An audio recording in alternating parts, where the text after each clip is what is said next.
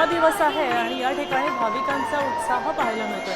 खरं तर जल्लोषात आरतीच्या वेळी पडलेल्या दानाचाही खच पाहायला मिळतोय। पैशांचे रुपयांचे हार घातलेले आहेत, नोटांचे हार घातलेले आहेत आणि दानपेटी उघडल्यावर इतकी समृद्धी या दानपेटीतून बाहेर पडते। लालबागच्या दर्शनाला केवळ एकच दिवस झाल्यानंतर सुद्धा मोठ्या प्रमाणात दान या राजाला पडलेलं आहे।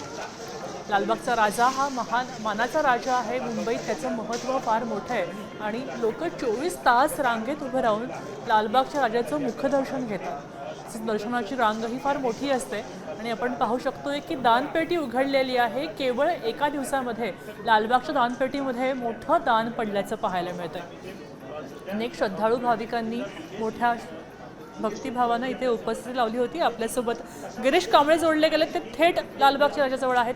गिरीश, काय अधिक माहिती द्या?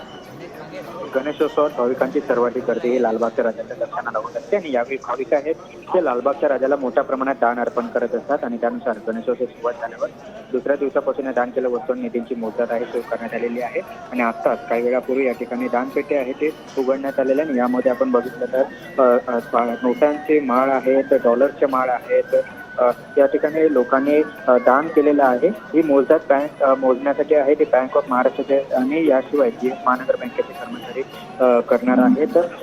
त्या ठिकाणी लालबागच्या राजाचा सार्वजनिक गणेशोत्सव मंडळ या निधीचा उपयोग करतो सर्वसामान्य नागरिकांच्या कल्याणकारी उपक्रमासाठी करत असतात। लालबागचा राजा सार्वजनिक गणेशोत्सव मंडळाचे खजिनदार मंगेश दळवे आणि त्याच्या कार्यकारी सदस्यांच्या उपस्थितीत मोजदाद सध्या सुरू आहे।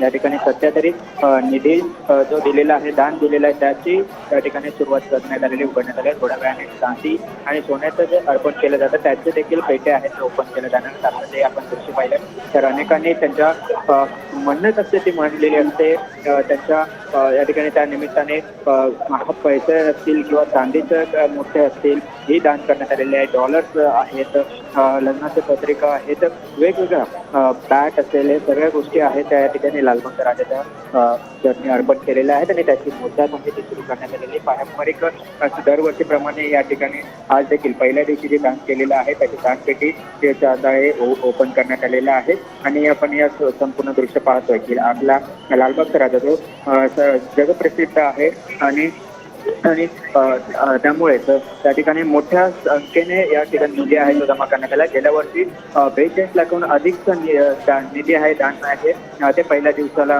प्राप्त झालेलं होतं। त्यामुळे आता याची देखील आता मोजदाद केली जाईल। तर दुसरीकडे आपण सोन्या चांदीच्या ज्या नोटा आहेत त्या चांदीचे जे काही वस्तू आहेत त्यांचं देखील दान केलेलं आहे आणि त्याबाबत ठिकाणी या ठिकाणी त्याची देखील मोजदाद केली जाणार आहे। नक्कीच गिरीश, अत्यंत मौल्यवान माहितीसाठी धन्यवाद। आपण पाहू शकतोय की डॉलरच्या आणि रुपयांच्या माळा, त्याचसोबत सोनं, चांदी आणि अक्षरशः पत्रिकांचा सुद्धा खच पडलेला आहे। दानपेटी उघडल्यानंतर हा सगळा ऐवज दिसतोय। आता isakal.com आहे देशातील नंबर 1 ची मराठी न्यूज वेबसाईट। प्रत्येक अपडेटसाठी isakal.com ला नक्की भेट द्या।